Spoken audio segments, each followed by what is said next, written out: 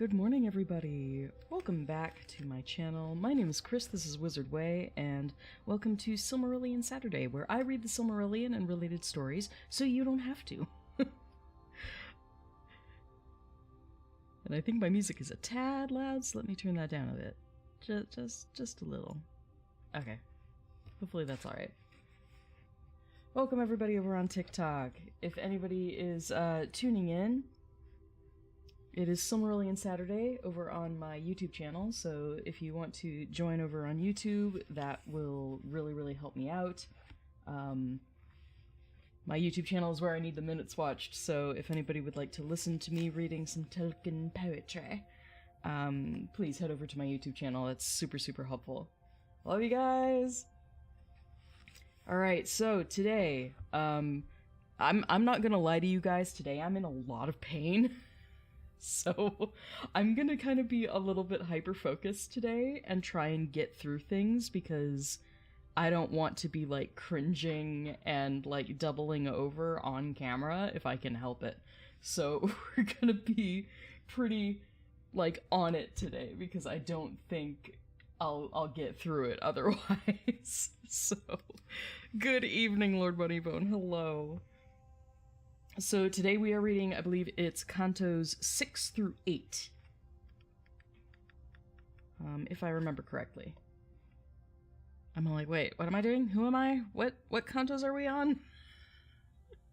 I love that I can't even remember.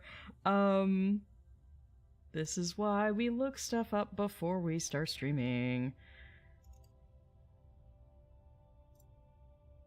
Yes, 6 through 8, so we'll be reading 3 cantos today of the Lay of Leithian, which is inside the Lays of Beleriand, which is one of the 12 volumes of the history of Middle-earth. So if anybody's like, oh wow, like, I didn't know this book existed, it's part of the History of Middle-earth series, which is extensive, and it's filled with, like, a ton of just notes. Like, 50% of this book is notes. And we aren't going to be reading those, we're just reading the poetry.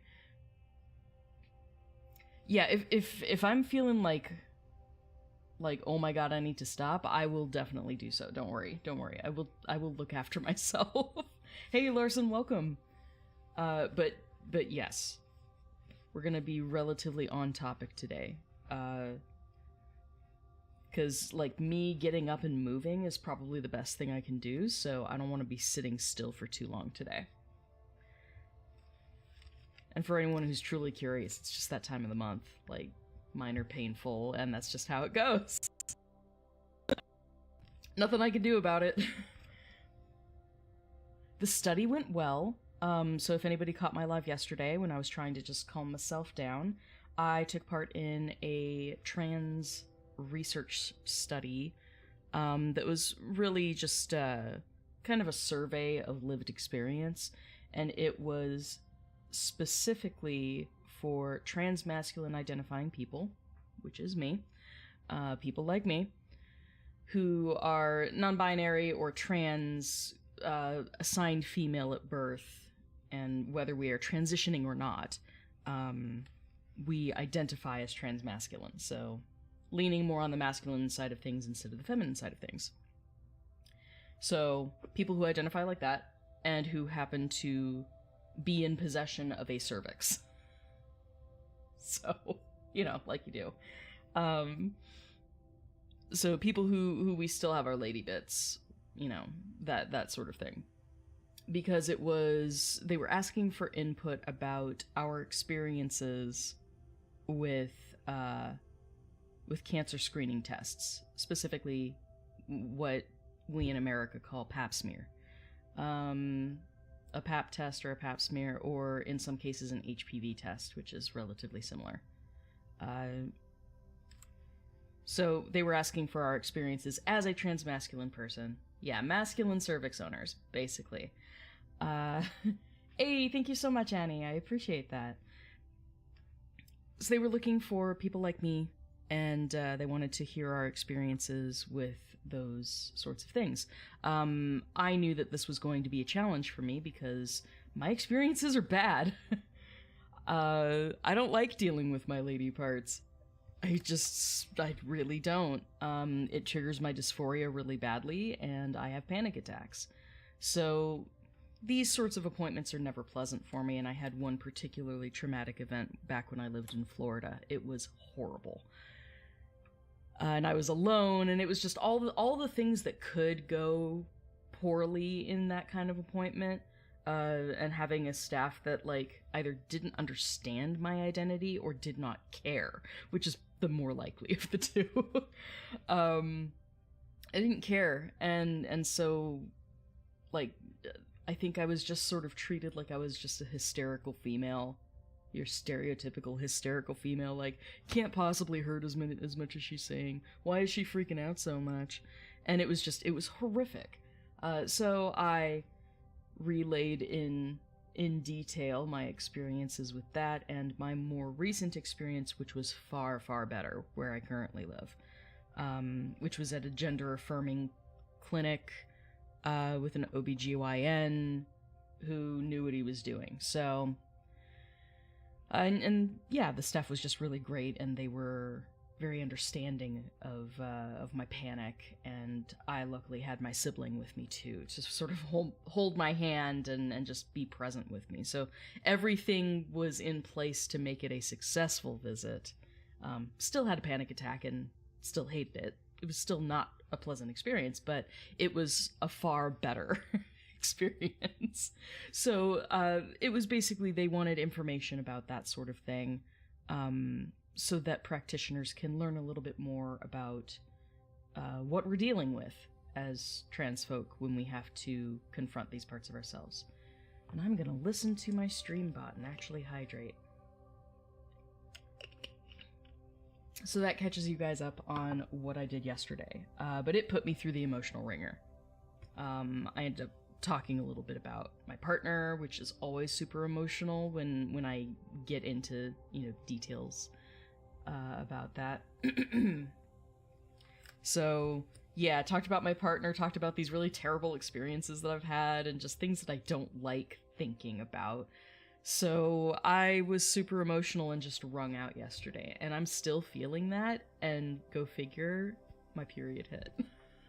And I'm like, really? Right after that emotional day having to deal with my bits, and now I have to deal with my bits?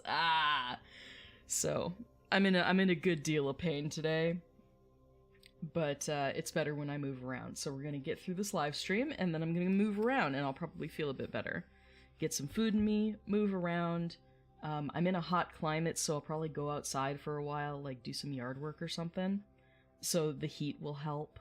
So, like, yeah, I'm setting myself up for success today. I'm gonna be okay. And if I have to stop reading because I have a flare of pain or something, I will end the stream, Like, you can trust me to take care of myself. Yeah, the parts trigger dysphoria hardcore for me. That's why whenever you see me, I'm typically from here up. I don't tend to film myself from further back, because it just, I don't like the way I look on camera. It's almost triggering for me. Like, I don't look bad, but it doesn't feel right. It doesn't match what I feel like should be on screen when I'm on screen. It's weird. Dysphoria is weird, man. Oh, you had a bad night because of arthritis? I'm so sorry. That shit sucks. I mean, at least with my stuff, it's temporary. Like, I only have to deal with it for a couple days and then it'll subside. But arthritis, when it flares, it's rough. It is really rough. My partner had psoriatic arthritis, so I've seen firsthand how that works. Alright, let's get started though. I do wanna stay on task, so I say that every time and then I usually go off on a tangent. Oh, I'm so sorry. That sucks. Oh, you have psoriatic arthritis too. Damn. I'm intimately familiar with what you've got then. I'm so sorry. Hopefully you have some topicals that you can use, or, if you have pain meds that actually work and don't, incapacitate you, then hopefully you can take something to help that subside and get some rest. Because it's exhausting. It's exhausting having painsomnia. Hey, Birdman. Welcome. Okay, so when we last left off with the Lays of Beleriand, last week, we had just left Luthien when she had escaped from Hirelorn. So she had escaped from the giant beech tree using spells and rituals and elf magic. More accurately, Maiar magic, because she's half Maya. So she was doing some magic, she made her hair grow really long, and with her hair she wove a cloak, and a rope. And enchanted them so that she would be, like, invisible and also, make people slumber, basically. So it's like a sleeping cloak. So anybody who gets close to her will fall asleep and not see her. Pretty badass. But she had just escaped Doriath and was going to try to help Beren, who is now on his quest to retrieve a Silmaril from Morgoth's crown. And Thingol's, going, ha! My plan is so brilliant, he will die, and then I don't have to marry Luthien off, and everybody wins except Beren. And that's the way I like it. Joke's on him, though, of course, because, as we will see, things are going to turn into Beren and Luthien's favor. Luthien is awesome. Luthien's, like... She's not my favorite character, and it's just because it's like she's the only case of a badass female just like completely kicking ass and taking names in Tolkien's world, like where there's no qualms about it. Like Éowyn is good too, but when it comes to the elves, you really only have this one example of a woman not being involved in too much well, I was gonna say not being involved in too much drama, but, like, her whole thing is drama, so... But she herself is not really the dramatic one. She's just put in these situations, and she's like, gosh, do I really have to be the adult in this situation? But she kicks butt. She has power and ability. Yeah, she's just badass. Maglor is a fantastic character. Maglor is one of my favorites as well. I like Maglor, Daeron. It's been fun seeing Daeron in here, but I have thoughts about Daeron that I think other streamers don't really agree with, which is fine. Nothing wrong with that. But yes, so we are going to touch on, I believe, the way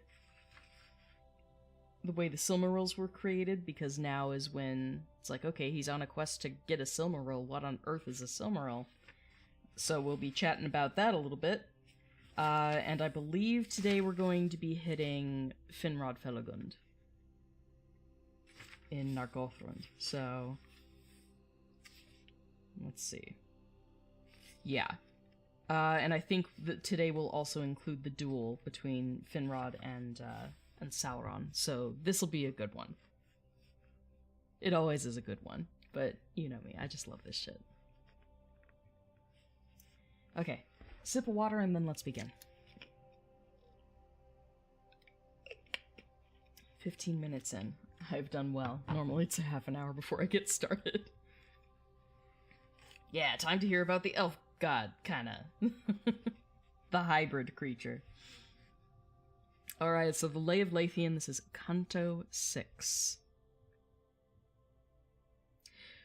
When Morgoth in that day of doom had slain the trees, and filled with gloom the shining land of Valinor, there Feyenoor and his sons then swore the mighty oath upon the hill of tower-crowned Tune, that still wrought wars and sorrow in the world.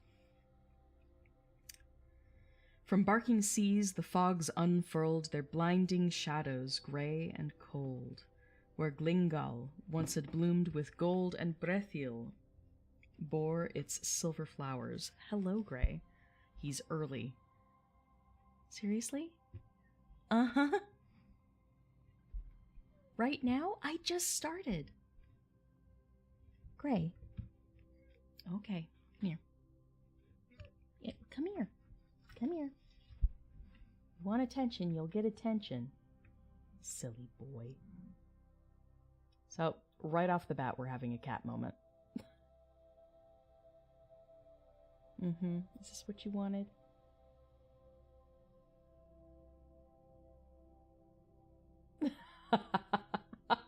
That comment has to be approved, but I'll approve it in a second. Yeah, I love you.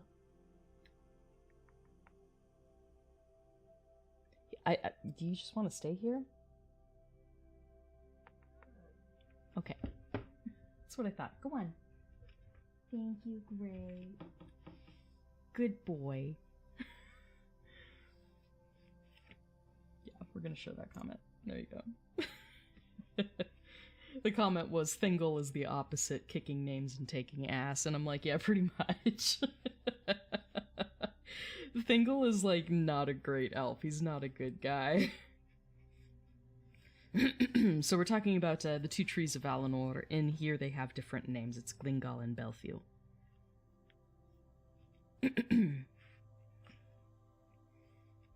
Okay, so where Glingal once had bloomed with gold and Belthiel bore its silver flowers.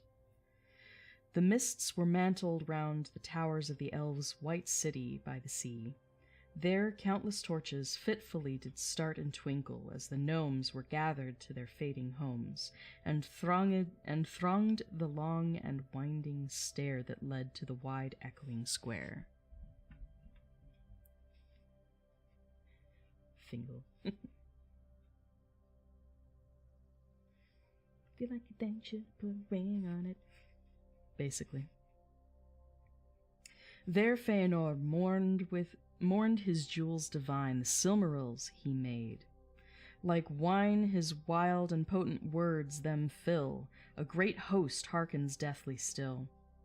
But all he said, both wild and wise, half truth and half the fruit of lies that Morgoth sowed in Valinor, in other songs and other lore recorded is.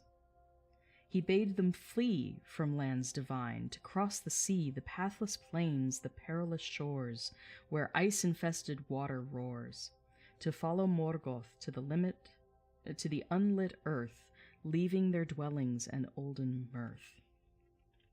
To go back to the outer lands, to wars and weeping. There, their hands they joined in vows, those kinsmen seven, swearing beneath the stars of heaven, by Varda the holy, that them wrought and bore them each, with radiance fraught, and set them in the deeps to flame. Timbrenting's holy height they name, which I believe is an earlier name for Taniquetil, which is the tallest peak in Valinor. Timbrenting's holy height they name, whereon are built the timeless halls of Manwë, Lord of Gods, who calls these names, and witness may not break his oath, though earth and heaven shake. So there's the Oath of Feyenoor.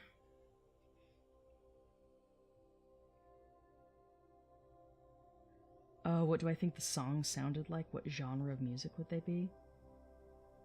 Oh gosh, I don't even know. It's one of those things that, like, I love hearing different interpretations. Because while I have basically perfect pitch, I can't conjure things out of nothing in my head. I'm not a songwriter, basically. Like, I can't just imagine these lyrics being applied to a song. But once I hear somebody's version of it, I'd be like, yeah, okay.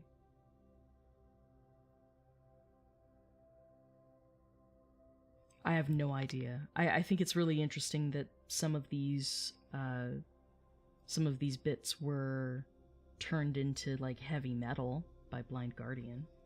The whole Nightfall in Middle-earth album, which my partner loved and I thought was just noise the first few times I heard it. But it's because at that time I didn't know what they were saying, because it's almost kind of like screamo metal.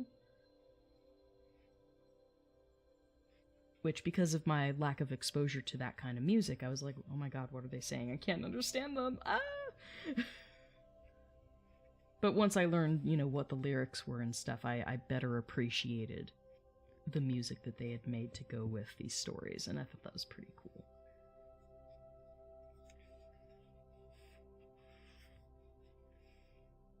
Screamo Elvish. Hey, I wouldn't put it past Dairon.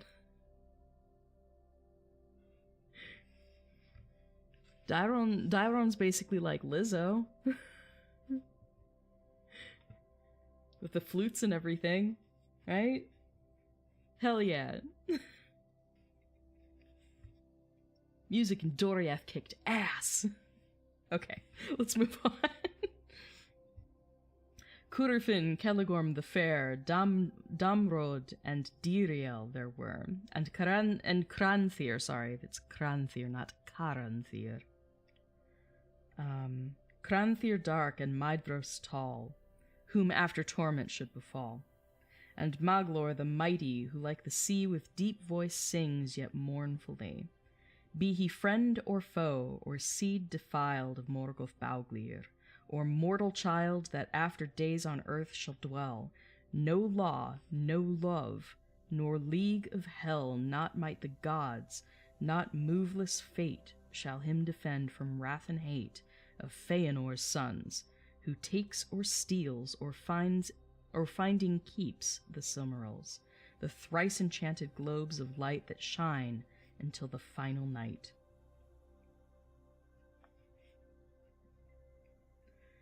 The wars and wandering of the gnomes this tale tells not. Far from their homes they fought and labored in the north. Fingon, daring alone, went forth and sought for Maedhros where he hung. So we've skipped right ahead to when Maedhros gets captured. In torment terrible he swung, his wrist in band of forged steel, from a sheer precipice where reel the dizzy senses staring down from Thangorodrim's stony crown. The song of Fingon elves yet sing, captain of armies, gnomish king, who fell at last in flame of swords, with his white banners and his lords.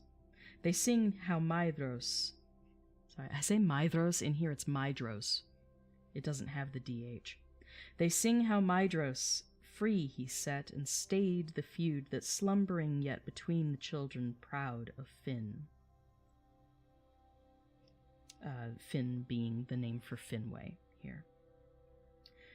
Now joined once more they hemmed him in, even great Morgoth, and their host beleaguered Agband, till they boast no orc nor demon ever dare their leaguer break or pass them fair. Then days of solace woke on earth beneath the new-lit sun, and mirth was heard in the great lands where men, a young race, spread and wandered then.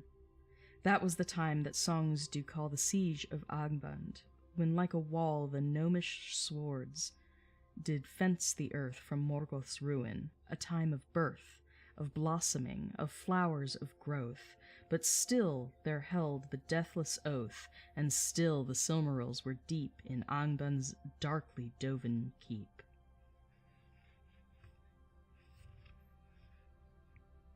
An end there came, when fortune turned, and flames of Morgoth's vengeance burned, and all the might which he prepared in secret in his fastness flared, and poured across the thirsty plain, and armies black were in his train. The leaguer of Agband Morgoth broke. His enemies in fire and smoke were scattered, and the orcs were slew, until the blood like dew dripped from each cruel and crooked blade.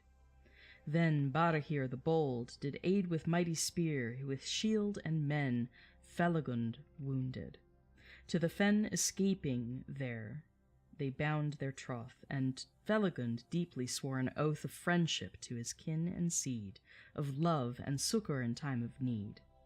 But there of Finrod's children 4 were Angrod slain, and proud Egnor. Felagund and Orodreth then gathered the remnant of their men, their maidens, and their children fair. Forsaking war, they made their lair and caverns hold far in the south. On Narog's towering bank its mouth was opened, which they hid and veiled, and mighty doors that unassailed till Turin's day stood vast and grim. They built by trees o'ershadowing dim. And with them dwelt a long time there Curufin and Celegorm the fair. And a mighty folk grew neath their hands in Narog's secret halls and lands. That was a very brief description of basically what we covered in the Silmarillion. Sort of the background of the Ring of Barahir. And,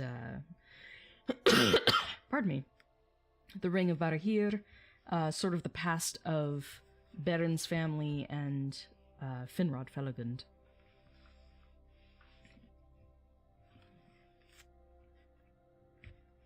I have a lot of fun this morning. All right, let us continue. I love this bit of the lay. Thus Felagund in Nargothrond still reigned, a hidden king whose bond was sworn to Barahir the Bold. And now his son through forests cold wandering alone as in a dream. As Galduin's dark and shrouded stream he followed, till its waters frore were joined to Sirion Hoar, pale silver water, wide and free, rolling in splendor to the sea. Now Beren came unto the pools, wide, shallow mares, where Sirion cools his gathered tide beneath the stars. Excuse me. Phlegm is making this difficult. Pay attention to your TikTok. I'm sorry. I'm pronoun ambivalent, so thank you for asking, but any pronouns will do. Any nouns will do. But yes, hello, sorry. It's because I'm in pain and I'm trying to get through the poetry, okay? If you're still there, I apologize for missing out on TikTok's chat there for a minute. To be fair, I don't look at chat a lot when I'm reading poetry. Okay. Where was I?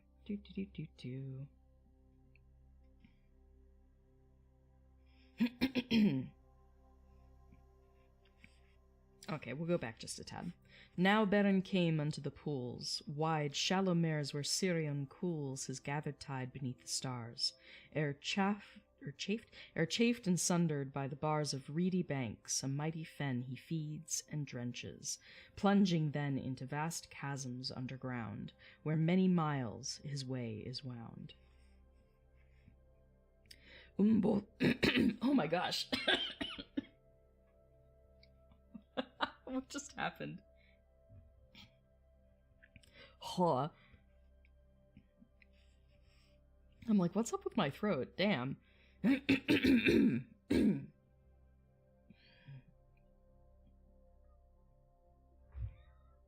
know, I'm sorry. My cat's all concerned now. It's okay, Gray. It's okay. I'm alright. I promise. He's looking up at me like, are you sure, though? Sorry, guys. Muilin, twilight mares, whose great wide waters grey as tears the elves then named. Through driving rain, from thence across the guarded plain, the hills of the hunters Beren saw, with bare tops bitten bleak and raw, by western winds. But in the midst of streaming rains that flashed and hissed into the mares, he knew there lay beneath those hills the cloven way of Narog, and the watchful halls of Felagund beside the falls of Ingwild tumbling from the wold. Hello again. Are you concerned? It's okay. My cat's trying to look after me today. I know. I'm sorry. He's like, you were coughing and hacking. Are you okay? It's just stuff in my throat, Gray. It's okay. Yeah. Sorry, he's such a distraction. It's okay, Gray. Uh-huh. Stop messing with the mics. Come on. It's okay. I love you. Go on. You're okay, Gray. Thank you. He's just trying to take care of me, my poor kitty. Okay. Where was I?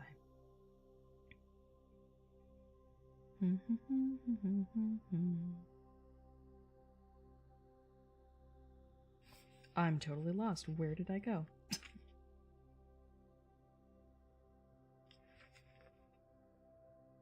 I totally lost my spot. Where on earth am I? Okay, there we are. Okay. Okay, so Beren is traveling, but he knows that, like, there are these caverns underneath, where the Narog River sort of has carven down underground. So he knows that that's somewhere there, so that's what he's looking through. Okay, so talking about the elves, or in here they're called gnomes still, the Gnomes of Nargothrond. An everlasting watch they hold, the Gnomes of Nargothrond renowned, And every hill is tower-crowned, where wardens sleepless peer and gaze guarding the plain, and all the ways between Narog swift and Sirion pale. And archers whose arrows never fail there range the woods, and secret kill all who creep thither against their will. Yet now he thrusts into that land, bearing the gleaming ring on hand of Felagund, and oft doth cry, Here comes no wandering orc or spy, but Beren, son of Barahir, who once to Felagund was dear. So, ere he reached the eastward shore of Narog, that doth foam and roar o'er boulders black, those archers green came round him. When the ring was seen, they bowed before him, though his plight was poor and beggarly. Then by night they led him northward, for no ford nor bridge was built where Narog poured before the gates of Nargothrond, and friend nor foe might pass beyond. To northward, where that stream yet young more slender flowed, below the tongue of foam-splashed land that Ginglith pens, when her brief golden torrent ends and joins the Narog, there they wade. Now swiftest journey thence they made to Nargothrond's sheer terraces and dim gigantic palaces. They came beneath a sickle moon, to doors that there darkly hung and hewn with posts and lintels of ponderous stone and timbers huge. Now open, thrown, were gaping gates, and in they strode where Felagund on throne abode. Fair were the words of Narog's king to Beren, and his wandering and all his feuds and bitter wars recounted soon. Behind closed doors they sat, while Beren told his tale of Doriath, and words him fail, recalling Luthien's dancing fair with wild white roses in her hair. Remembering her elven voice that rung while stars in twilight round her hung. He spake of Thingol's marvelous halls by enchantment lit, where fountain falls and ever the nightingale doth sing, to Melian and to her king. The quest he told that Thingol laid in scorn on him, how for love of maid more fair than ever was born to men, of Tinuviel, of Luthien, he must essay the burning waste, and doubtless death and torment taste. This Felagund in wonder heard, and heavily spake at last this word. It seems that Thingol doth desire thy death. The everlasting fire of those enchanted jewels all know is cursed with an oath of endless woe. And Feyenoor's sons alone by right are lords and masters of their light. He cannot hope within his hoard to keep this gem, nor is he lord of all the folk in Elveness. And yet thou sayest for nothing less can thy return to Doriath be purchased. Or be purchased? ? Many a dreadful path in sooth there lies before thy feet, and after Morgoth still a fleet untiring hate, as I know well, would hunt thee from heaven unto hell. Fëanor's sons would, if they could, slay thee or ever thou reached his wood, or laid in Thingol's lap that fire, or gained at least thy sweet desire. Lo, Caligorm and Curufin here dwell in this very realm within, and even though I, Finrod's son, am king, because at this point Finrod and Felagund were two different characters. Sorry, it gets confusing. So Caligorm and Curufin, here dwell this very realm within, and even though I, Finrod's son and king, a mighty power have won and many of their own folk lead. Friendship to me in every need they yet have shown, but much I fear that to Beren, son of Barahir, mercy or love they will not show if once thy dreadful quest they know. True words he spake, for when the king to all his people told this thing, and spake of the oath to Barahir, and how that mortal shield and spear had saved them from Morgoth and from woe on northern battlefields long ago, then many were kindled in their hearts once more to battle. But up there starts amid the throng, and loudly cries for hearing, one with flaming eyes, proud Caligorm, with gleaming hair and shining sword. Then all men stare upon his stern, unyielding face, and a great hush falls upon that place. It's so good. It's drama. I mean, the Feanorians are the drama. Am I the drama? I don't think I'm the drama. Maybe a little. Maybe I am the drama. That's like literally all the Feanorians, but especially Caligorm and Curufin. So here is Caligorm speaking. Be he friend or foe, or demon wild of Morgoth, elf or mortal child, or any that here on earth may dwell, no law nor love, nor league of hell, no might of gods, no binding spell shall him defend from hatred fell of Feanor's sons, whoso take or steal, or finding keep a Silmaril. These we alone do claim by right, our thrice enchanted jewels bright.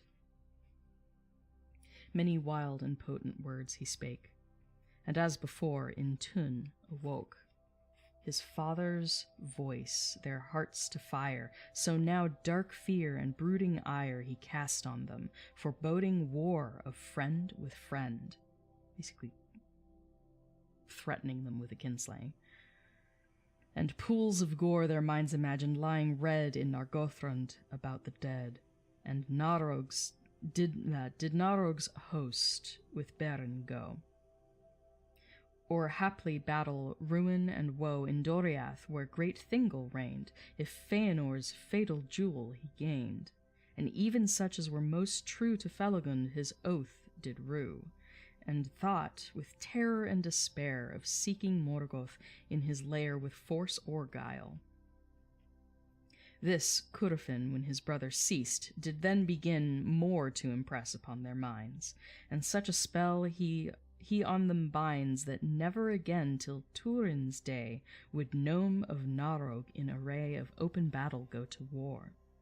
With secrecy, ambush, spies, and lore of wizardry, with silent leaguer, of wild things wary, watchful, eager, of phantom hunters, venomed darts, and unseen, stealthy, creeping arts. With padding hatred that its prey with feet of velvet all the day followed remorseless, out of sight, and slew it unawares at night.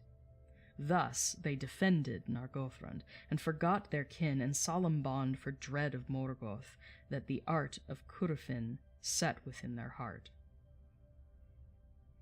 It's basically saying, like, we've had a good thing going here, where we just take out the enemy before they can find us. There's no reason to go to open war, and open war would be upon you. To quote Lord of the Rings. War is upon you.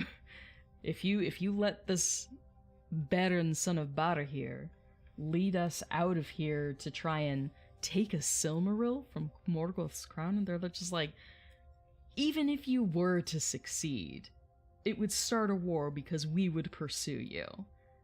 And don't make us bring all of these good elves into a war with Thingol. Like, that's our neighbor, that's our kin. We don't want to do that. Our neighbor, our kin it's a very distant kin, and not of the sons of Feyenoor, but of Finrod, who's king. So sorry, that sounded really confusing. But they're basically just saying, you know, like, this would lead to ruin. Why on earth should we help this guy? So they would not that angry day King Felagund their lord obey. I guess that's the conclusion. So would they not that angry day King Felagund their lord obey? But sullen murmured that Finrod, nor yet his son, were as a god. Again, Finrod and Felagund are two separate people here. Then Felagund took off his crown, and at his feet he cast it down. The silver helm of Nargothrond. Yours ye may break, but I my bond must keep, and kingdom here forsake. If hearts here were that did not quake, or that to Finrod's son were true, then I, at least, should find a few to go with me, not like a poor, rejected beggar scorn endure, turned from my gates and leave my town, my people, my realm and crown. Hearing these words, there swiftly stood beside him 10 tried warriors good, men of his house who had ever fought wherever his banners had been brought. One stooped and lifted up his crown and said, O king, to leave this town is now our fate, but not to lose thy rightful lordship. Thou shalt choose one to be steward in thy stead. Then Felagund upon the head of Orodreth set it, Brother mine, till I return this crown is thine. Then Celegorm no more would stay, and Curufin smiled and turned away. Thus ends Canto 6. Drama with the Feanorians. I mean, always. Are we surprised? Hey Maggie, welcome.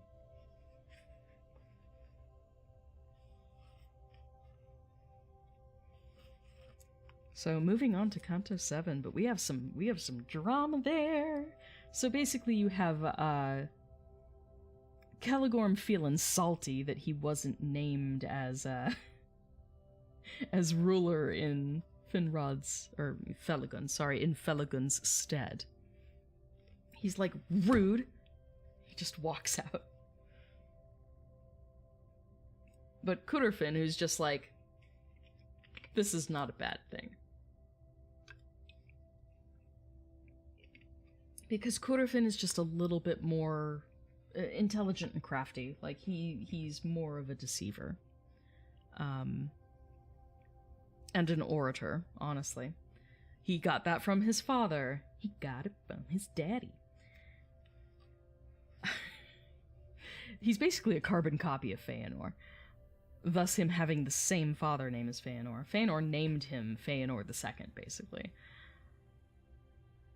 I've always found it amusing that Curufin is just...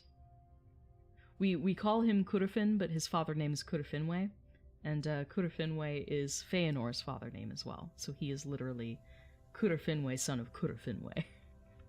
He's junior. And it just makes me laugh. But he's turning away smirking. Like, he smiles and turns away. And the reason he's smiling is he's like, Orodreth is a pushover. Like, this works perfectly in our favor, because it means we can basically take over this place without too much resistance, because Orodreth isn't going to do anything to stop us. So they're like, we're okay with this. Or at least Curufin's like, we'll be okay with this. So on to Canto 7. Thus 12 alone there ventured forth from Nargothrond, and to the north they turned their silent secret way, and vanished in the fading day. No trumpet sounds, no voice there sings, as robed in mail of cunning rings now black and dark, with helmets grey and sombre cloaks they steal away. Far journeying Narog's leaping course they followed, till they found his source. The flickering falls, whose freshets sheer, a glimmering goblet glassy clear, with crystal waters fill that shake and quiver down from Ivrin's lake. From Ivrin's mare, that mirrors dim the pallid faces bare and grim of shadowy mountains neath the moon. Now far beyond the realm, immune from orc and demon and the dread of Morgoth's might, their ways had led.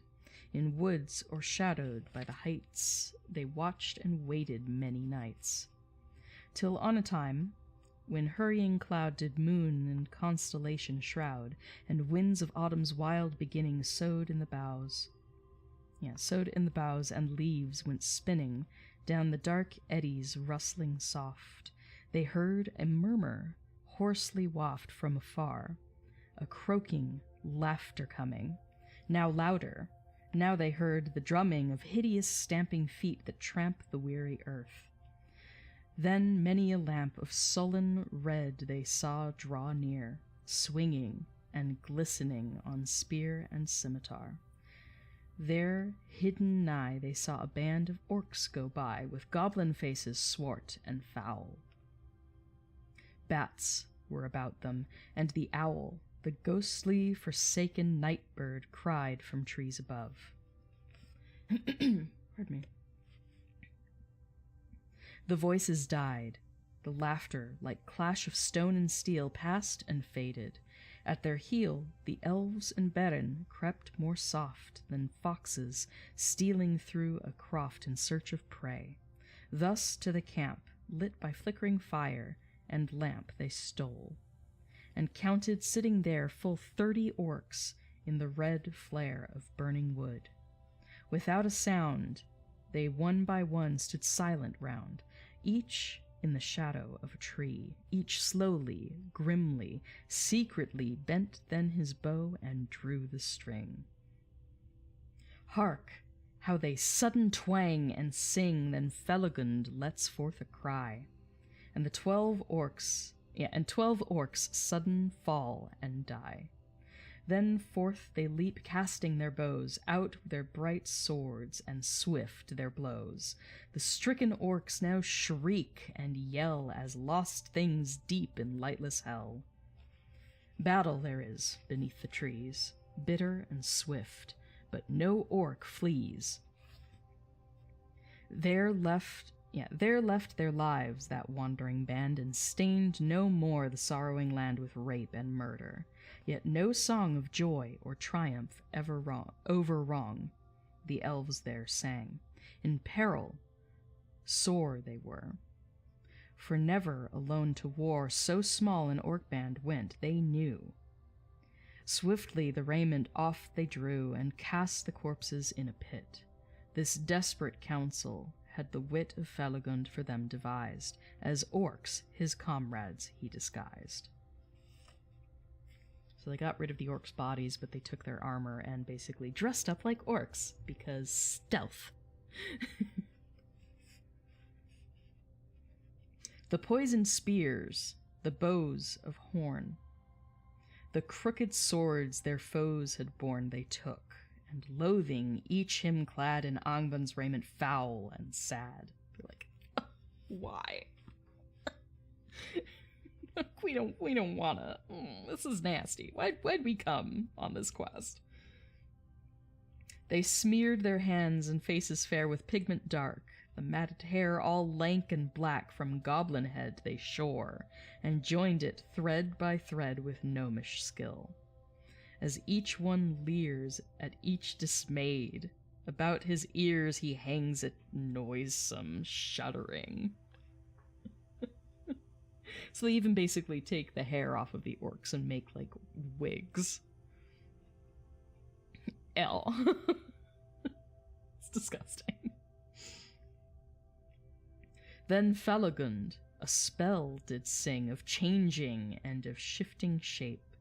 Their ears grew hideous, and agape their mouths did start, and like a fang each tooth became, as slow he sang.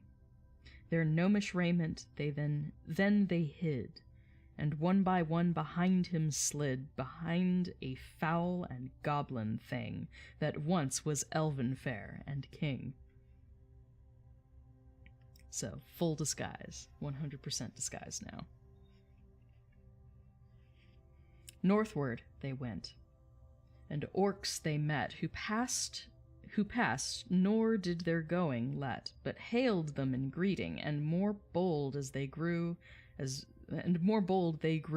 past the long miles rolled.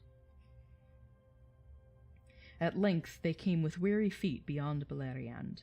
They found the fleet young waters rippling the silver pale of Sirion, hurrying through that vale, where Tauern Fuin, deadly night, the trackless forest's pine-clad height, falls dark forbidding,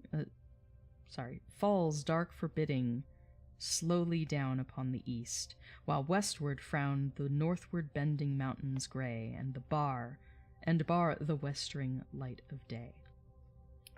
Stumbled over that last, sorry.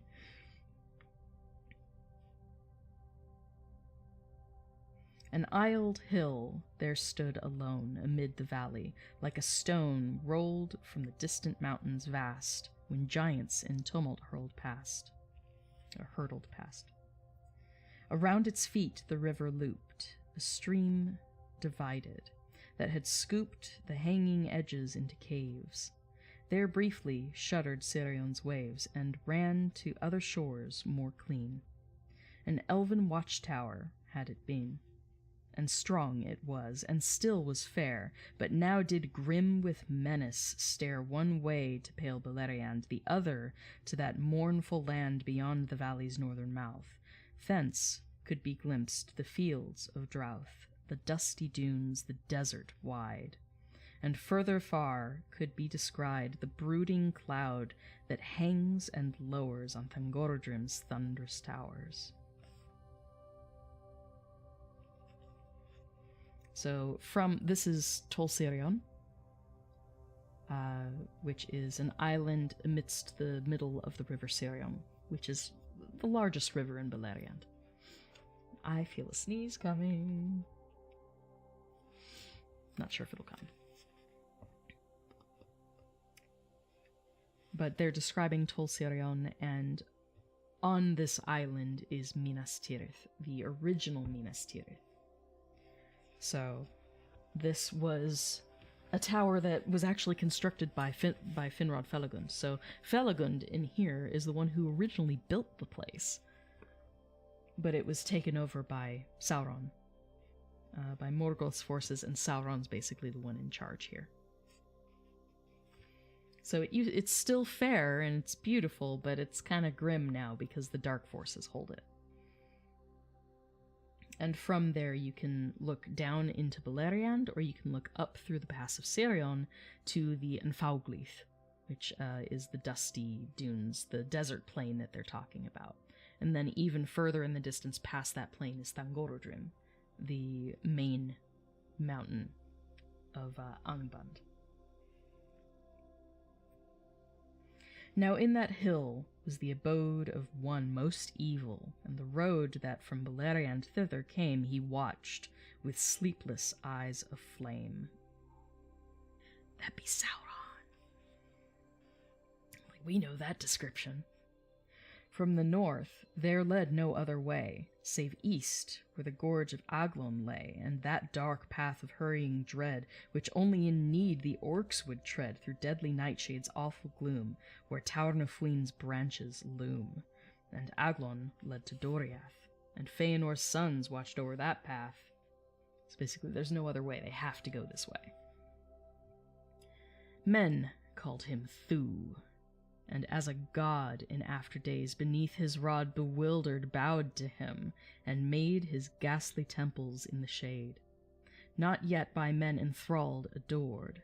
Now he was Morgoth's mightiest lord, master of wolves, whose shivering howl forever echoes in the hills, and foul enchantments and dark sigildry? I think it's sigildry. Because a sigil is mark. So sigildry.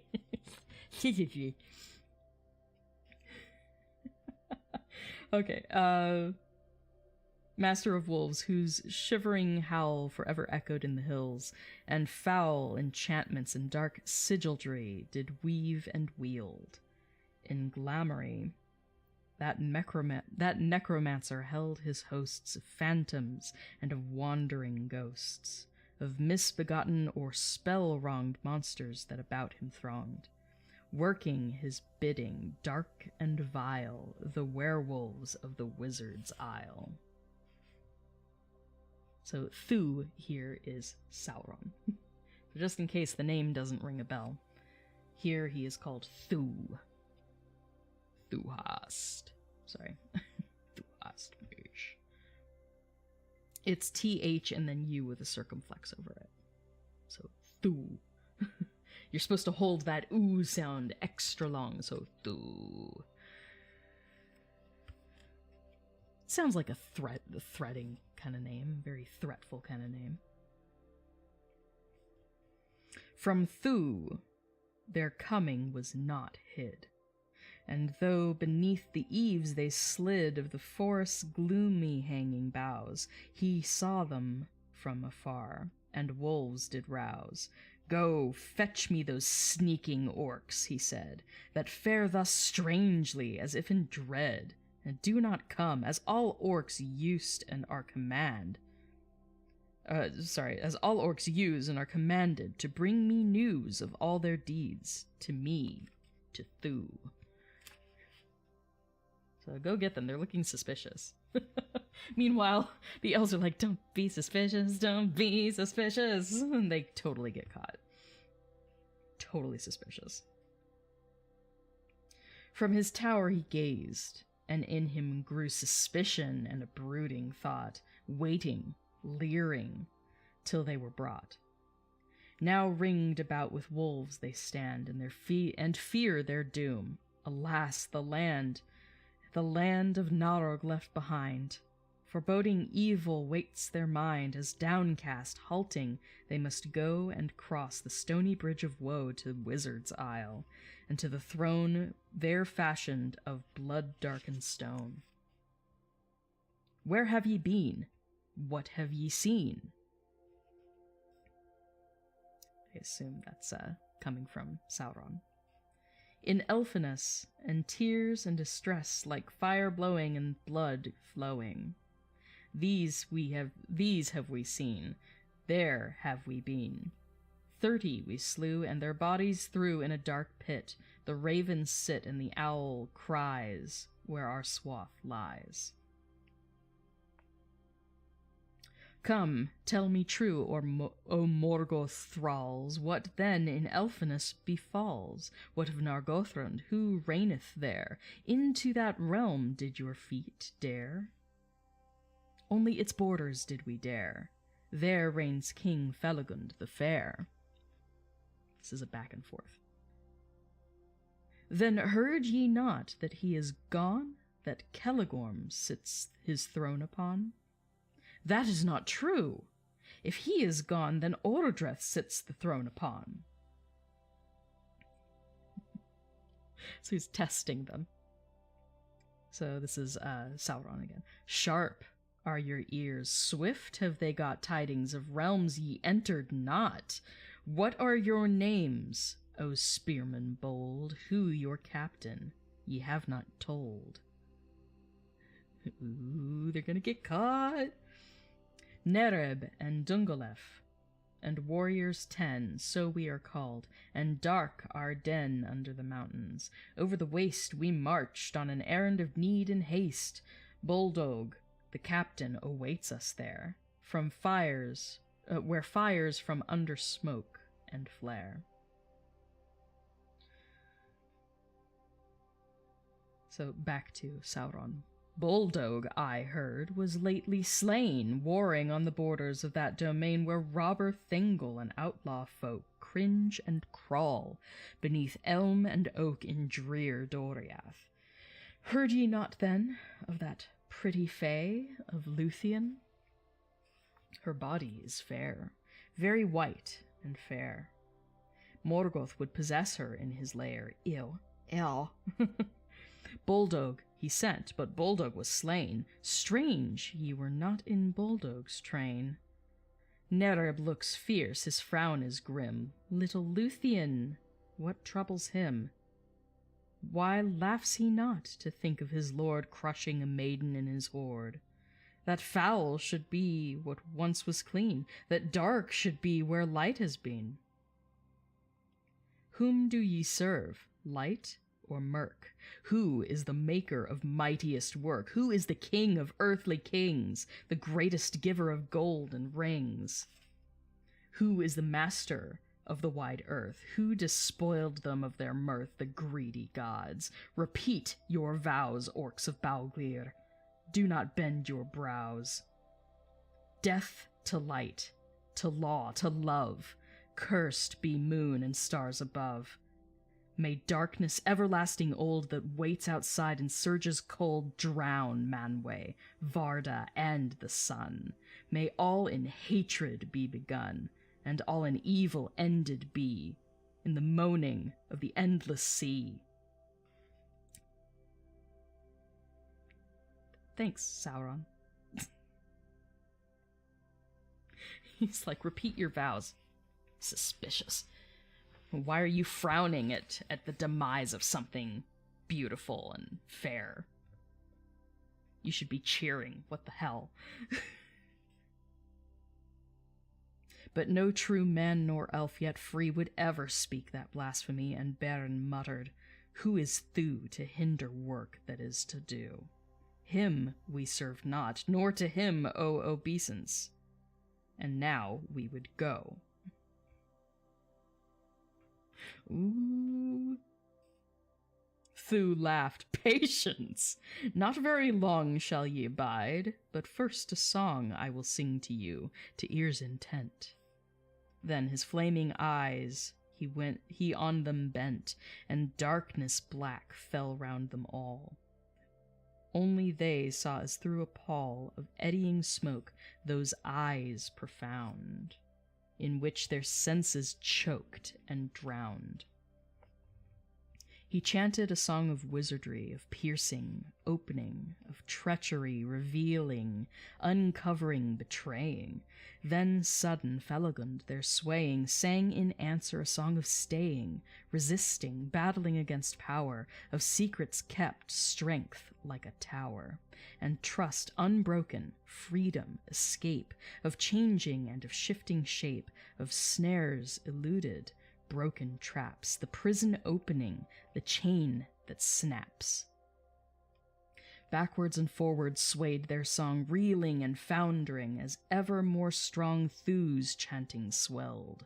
Felagund fought, and all the magic and might he brought of elfiness into his words. Softly in the gloom they heard the birds singing afar in Nargothrond. The sighing of the sea beyond the western world, on sand of pearls in Elvenland. Then the gloom gathered. Darkness growing in Valinor, the red blood flowing beside the sea where the gnomes slew the foam riders, and stealing drew their white ships with their white sails from lamplit havens. The wind wails, the wolf howls, the ravens flee. The ice mutters in the mouths of the sea, the captives sad in Agband mourn. Thunder rumbles, the fires burn, a vast smoke gushes out, a roar, and Felagund swoons upon the floor. Behold, they are in their own fair shape, fair-skinned, bright-eyed, no longer gape orc-like their mouths, and now they stand betrayed into the wizard's hand. Thus came they unhappy into woe, to dungeons no hope nor glimmer know, where chained in chains that eat the flesh and woven in webs of strangling mesh, they lay forgotten in despair. Yet not all unavailing were the spells of Felagund, for Thu neither their names nor purpose knew. These much he pondered and bethought, and in their woeful chains them sought, and threatened all with dreadful death if one would not with traitor's breath reveal this knowledge. Wolves should come and slow devour them one by one before the other's eyes, and last should one alone be left aghast. Then, in a place of horror, hung with anguish, should his limbs be wrung. In the bowels of the earth be slow, endlessly, cruelly put to woe and torment, till all he declared. Even as he threatened, so it fared. From time to time in the eyeless dark, two eyes would grow, and they would hark to frightful cries, and then a sound of rending, a slavering on the ground. And blood flowing they would smell, but none would yield, and none would tell. And thus ends Canto 7. It's one of my favorite bits, the word battle between Finrod and Sauron there. Though here it's Felagund and Thu. So this is a slightly altered version of what we see in the Silmarillion, because a portion of the Lay of Leithian is then listed in the Silmarillion. That bit where they go back and forth. So that bit was included, but the names had to be changed, so a few of the lines had to be reworked, because then we knew it was Sauron and not Thu. And it was Finrod and not Felagund. So things were switched up and reworked a little bit to allow for the change of the names over time. But again, this is an earlier version. Alright, one more canto. And this one isn't quite as long. Just a few pages. So, we're in a bad place right now with Finrod and Beren. Every so often they're seeing eyes in the dark, and then one of their fellows is being eaten by werewolves. Good times. Good times. So, Lay of Leithian, Canto 8. Hounds there were in Valinor with silver collars, hart and boar, the fox and hare and nimble roe, there in the forest green did go. Orome was the lord divine of all those woods. The potent wine went in his halls and hunting song. The gnomes anew have named him long Tavros, the god whose horns did blow o'er the mountains long ago, who alone of the gods have loved the world before the banners were unfurled of moon and sun, and shod with gold were his great horses. Hounds untold, baying in woods beyond the west, of race immortal he possessed. Grey and limber, black and strong, white with silken coats, and long brown and bridled. swift and true as arrow from a bow of yew. Their voices like deep-toned bells that ring in Valmar's citadels. Their eyes like living jewels, their teeth like rule-bone. As sword from sheath they flashed and fled from leash to scent, for Tavros' joy and merriment. What a description of hounds. These are some pretty gorgeous dogs, just saying. Like, damn. In Tavros' friths. In Tavros' friths and pastures green had Huan once a young whelp been. He grew the swiftest of the swift, and Orme gave him as a gift to Celegorm, who loved to follow the great god's horn o'er hill and hollow. Alone of hounds of the land of light, when sons of Feyenoor took to flight, had came into the north, he stayed beside his master. Every raid and every foray wild he shared, and into mortal battle dared. Often he saved his gnomish lord from orc and wolf and leaping sword. A wolf-hound, tireless, grey and fierce he grew. His gleaming eyes would pierce all shadows and all mist. The scent moons old he found through fen and bent, through rustling leaves and dusty sand. All paths of wide Beleriand he knew. But wolves he loved them best. He loved to find their throats and wrest their snarling lives in evil breath. The packs of Thu him feared as death. So even the werewolves of Sauron are like, we don't fuck with him. Okay, the packs of Thu him feared as death. No wizardry, nor spell, nor dart, nor fang, nor venom devil's art could brew had harmed him. So nothing can get to this guy, for his weird was woven. Yet he little feared that fate, decreed and known to all, before the mightiest he should fall, before the mightiest wolf alone that ever was whelped in cave of stone. So nothing can kill him because he has a very specific fate. And everybody knows it. That it's going to be the biggest, baddest wolf ever will be the one to take him down.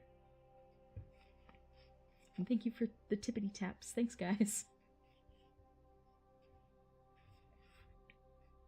Hark! Afar in Nargothrond, far over Sirion and beyond, there are dim cries and horns blowing, and barking hounds through the trees going. The hunt is up, the woods are stirred. Who rides today? Ye have not heard that Celegorm and Curufin have loosed their dogs? With merry din they mounted ere the sun arose, and took their spears and took their bows. The wolves of Thu of late have dared both far and wide. Their eyes have glared by night across the roaring stream of Narog. Doth their masters dream, perchance, of plots and counsels deep, of secrets that the elf-lords keep, of movement in the gnomish realm, and errands under beech and elm? Curufin spake, Good brother mine, I like it not. What dark design doth this portend? These evil things we swift must end their wanderings. And more, 'twould please my heart full well to hunt a while and wolves to fell. And then he leaned and whispered low that Orodreth was a dullard slow. Long time it was since king had gone, and rumor or tidings came there none. At least thy profit it would be to know whether dead he is or free, to gather thy men in thy array. I go to hunt, then thou wilt say, and men will think that Narog's good ever thou heedest. But in the wood things may be learned, and if by grace, by some blind fortune, he retrace his footsteps mad, if he bear a Silmaril, I need declare no more in words, but one by right is thine and ours, the jewel of light. Another may be won, a throne, the eldest blood of our house doth own. Celegorm listened. Because Celegorm is the elder of the two. It's, yeah. Celegorm Caranthir Curufin. So Celegorm is the eldest here. Not Curufin. Celegorm listened. Naught he said, but forth a mighty host he led, and Huon leaped at the glad sounds, the chief and captain of his hounds. 3 days they ride by holt and hill, the wolves of Thu to hunt and kill, and many a head and fell of grey they take, and many drive away, till nigh to the borders of the west of Doriath a while they rest. There were dim cries, and horns blowing, and barking dogs through the woods going. The hunt was up, the woods were stirred, and one there fled like startled bird, and fear was in her dancing feet. She knew not who the woods did beat. Far from her home, forwandered, pale, she flitted ghost-like through the vale. Ever her heart bade her up and on, but her limbs were worn, her eyes were wan. The eyes of Huon saw a shade, wavering, darting down a glade like a mist of evening, snared by day and hasting fearfully away. He bayed, and sprang with sinewy limb to chase the shy thing, strange and dim. On terror's wings like a butterfly pursued by a sweeping bird on high, she fluttered hither, darted there, now poised, now flying through the air. In vain. At last against a tree she leaned and panted. Up leapt he. No word of magic gasped with woe, no elvish mystery did she know, or had entwined in raiment dark availed against that hunter stark. So basically all of the enchantments that she's put on her cloak, they don't work on this hound. They don't work on him. So nothing availed against that hunter stark, whose old immortal race and kind no spells could ever turn or bind. Huon alone that she ever met, she never in enchantment set, nor bound with spells, but loveliness and gentle voice and pale distress, and eyes like starlight dimmed with tears, tamed him that death nor monster fears. So she cried, and he's like, "Oh, but she's so cute though. I can't kill her."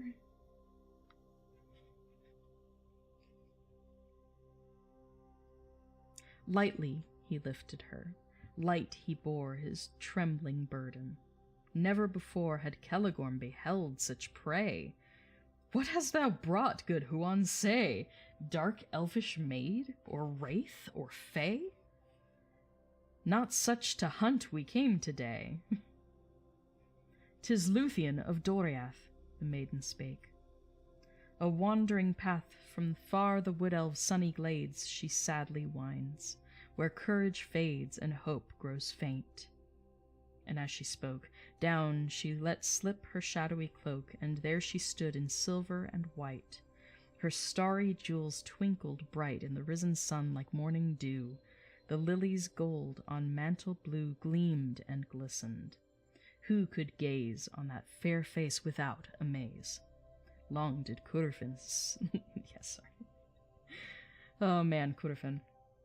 Long did Curufin look and stare. The perfume of her flower-twined hair, her lissom limbs, her elvish face, smote to his heart, and in that place enchained he stood. "O maiden royal, O lady fair, wherefore in toil and lonely journey dost thou go? What tidings dread of war and woe in Doriath have betid? Come tell, for fortune thee hath guided well. Friends thou hast found," said Celegorm, and gazed upon her elvish form. These two are skeevy. Like, I know she's pretty, but come on, guys. In his heart him thought her tale unsaid. He grew, let's try that again. In his heart him thought her tale unsaid, he knew in part, but not she read of guile upon his smiling face. Who are ye, then, the lordly chase that follow in this perilous wood? She asked. And answer, seeming good, they gave.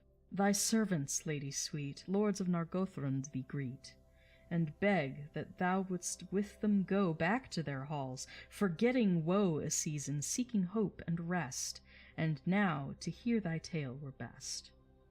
So Luthien tells of Berin's deeds. In northern lands how fate him leads to Doriath of Thengel's ire, the dreadful errand that her sire decreed for Beren. Sign nor word the brothers gave that aught they heard that touched them near. Of her escape, and the marvellous mantle she did shape, she lightly tells, but her words fail. But words her fail, recalling sunlight in the vale, moonlight, starlight in Doriath, ere Beren took the perilous path.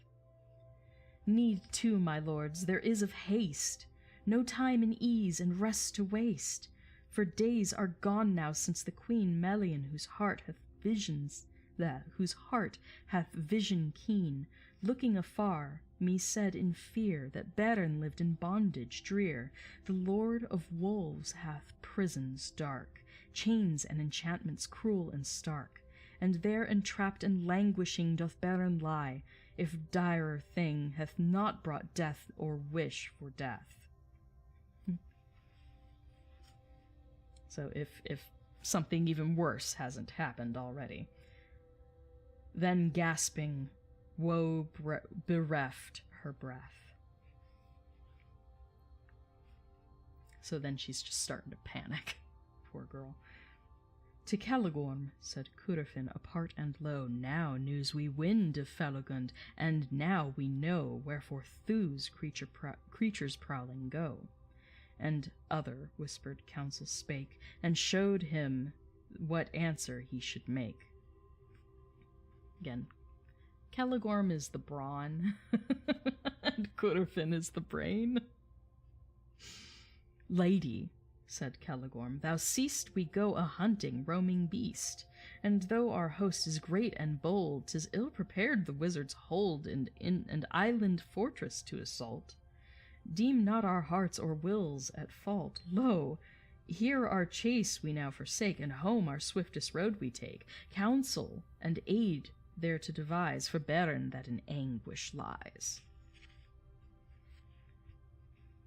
So they're like, oh no, we're not equipped to go and save Beren now, so just come home with us, come to Nargothrond. We're gonna take some counsel and arm ourselves, and we'll make sure we save your precious boyfriend. And she's like, okay. To Nargothrond they with them bore Luthien, whose heart misgave her sore. Delay she feared, each moment pressed upon her spirit, yet she guessed they rode not as swiftly as they might. Ahead leaped Huon day and night, and ever looking back his thought was troubled. What his master sought, and why he rode not like the fire, why Curufin looked with hot desire on Luthien, he pondered deep, and felt some evil shadow creep of ancient curse or elfiness. His heart was torn for the distress of Beren bold, and Luthien dear, and Felagund, who knew no fear. In Nargothrond the torches flared, and feast and music were prepared. Luthien feasted not, but wept. Her ways were trammelled. Closely kept, she might not fly. Her magic cloak was hidden, and no prayer she spoke was heeded, nor did answer find her eager questions. Out of mind, it seemed, were those afar that pined in anguish, in dungeons blind, in prison, and in misery. Too late she knew their treachery. She's talking at that last line just of Caligorm and Curufin. It was not hid in Nargothrond that Fëanor's sons her held in bond, who Beren heeded not, and who had little cause to rest from Thu, the king they loved not, and whose quest old vows of hatred in their breast had roused from sleep. Orodreth knew the purpose dark they would pursue, King Felagund to leave to die, and with King Thingol's blood ally the House of Feyenoor by force or treaty. So basically, they're going to force Luthien to marry one of them so that they're related to Thingol and have a claim upon his throne. Like, these guys are the worst. These guys are the worst. But to stay their course, he had no power. Talking about Orodreth, he's not a powerful king. But to stay their course, he had no power, for all his folk, the brothers, had yet beneath their yoke, and all yet listened to their word. Orodreth's counsel no man heard. Their shame they crushed, and would not heed the tale of Felagund's dire need. At Luthien's feet, there day by day at Luthien's feet, there day by day and at night, beside her couch, would stay Huan, the Hound of Nargothrond. And words she spoke to him soft and fond. O Huan, Huan, swiftest hound that ever ran on mortal ground, what evil doth thy lords possess to heed no tears, nor my distress? Once Barahir all men above good hounds did cherish, and did love. Once Beren in the friendless north, when outlaw wild he wandered forth, had friends unfailing among things, with fur and fell and feathered wings. And among the spirits that in stone in mountains old and wastes alone still dwell. But now nor elf nor man, none save the child of Melian, remembers him who Morgoth fought, and never to thraldom base was brought. She's like, I can't escape, no one's taking pity on me. Oh, woe is me. Not, said Huan, but Curfin thereafter never near might win to Luthien, nor touch that maid, but shrank from Huan's fangs, afraid. So Huan is like, I'm gonna protect you, and I don't know what's wrong with my masters, but they're bad people right now. Has to be pretty bad for the dog to betray your trust. Like, man's best friend, and he's like, okay, yeah, my master's fucked up. Then, on a night when autumn damp was swathed about the glimmering lamp of the wan moon, and fitful stars were flying seen between the bars of racing cloud, when winter's horn already wound in trees forlorn, lo, Huan was gone. Then Luthien lay fearing new wrong, till just ere day, when all was dead and breathless still, and shapeless fears the sleepless fill, a shadow came along the wall. Then something let there softly fall her magic cloak beside her couch. Trembling she saw the great hound crouch beside her, heard a deep voice swell as from a tower a far slow bell. Thus Huan spake, who never before had uttered words, but twice more did speak in elven tongue again. Lady beloved, whom all men, whom elfiness, and whom all things with fur and fell and feathered wings should serve and love, arise, away, put on thy cloak, before the day comes over Nargothrond we fly, to northern perils, thou and I. And ere he ceased, he counsel wrought for achievement of the thing they sought. There Luthien listened in amaze, and softly on Huan did she gaze. Her arms about his neck she cast, in friendship that to death should last. And thus ends Canto 8. So that's the last bit of it. Hi, Paperbane. I'm sorry I didn't see you over there. Thank you. Thanks for being here. So that is the last of Canto 8. So we have taken Beren into the bowels of the original Minas Tirith, right? But it's under Sauron's control. It's under the control of Thu. So we had the duel of words between Felagund and Thu, and then we caught up a little bit with Luthien, who's trying to go to help, but she gets waylaid by Celegorm and Curfin, who have too much support for King Orodreth to override in any way, shape, or form. And their plot is to force Luthien to marry one of them, and basically wait for Finrod to be killed.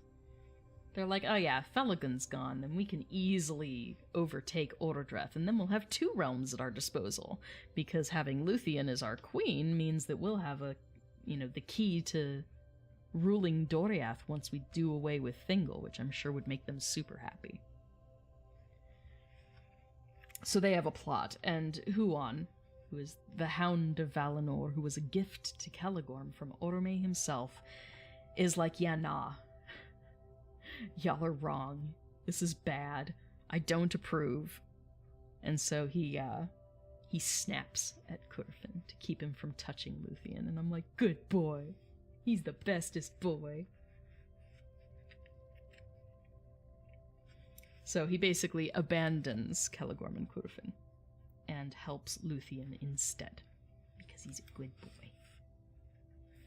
And that's where we're going to leave off today. So next week we'll be covering Cantos. I think we're doing another 3. I think we're doing another 3.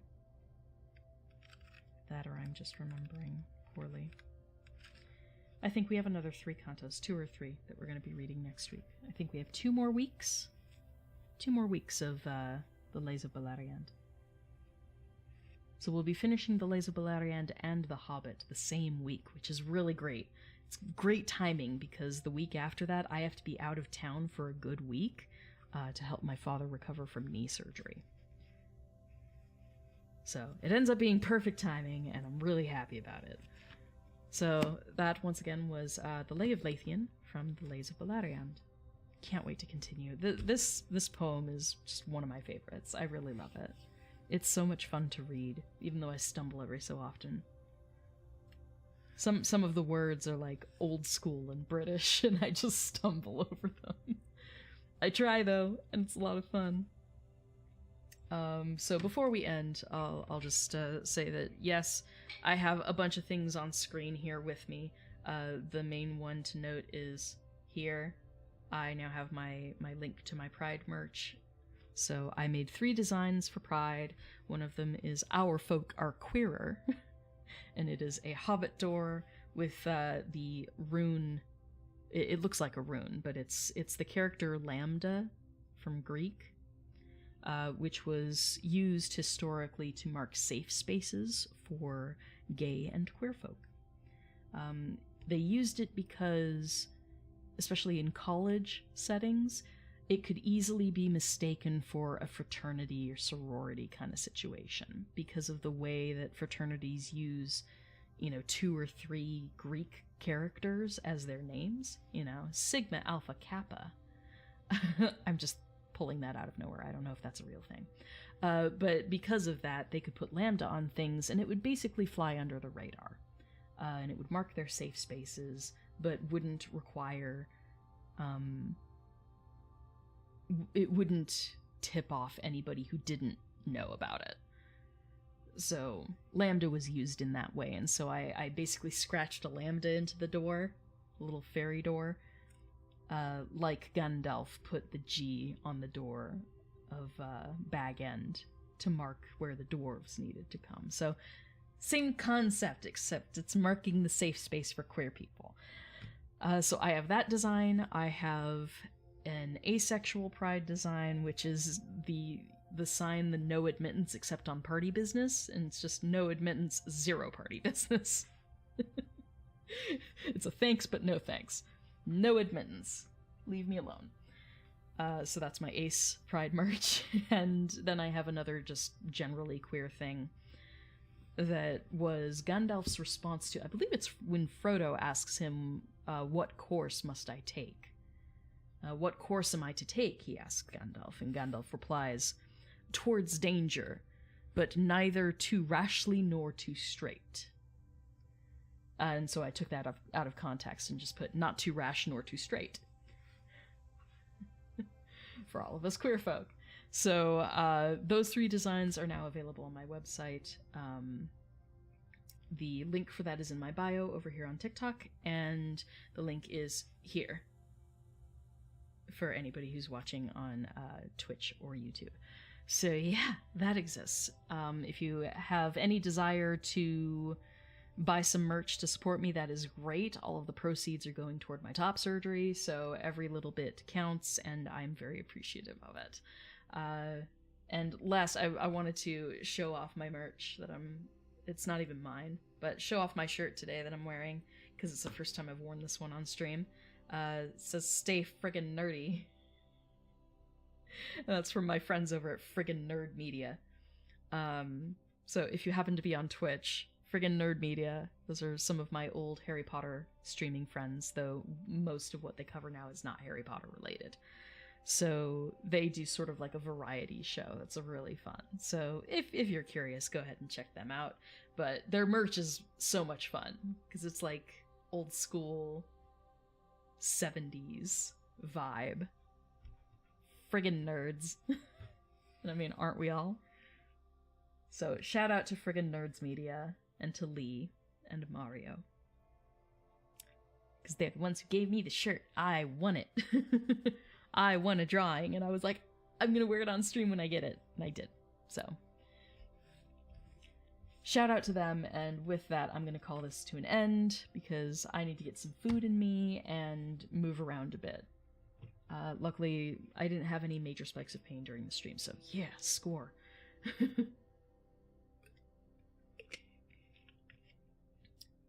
But we'll take today hour by hour, minute by minute. We'll see how it goes.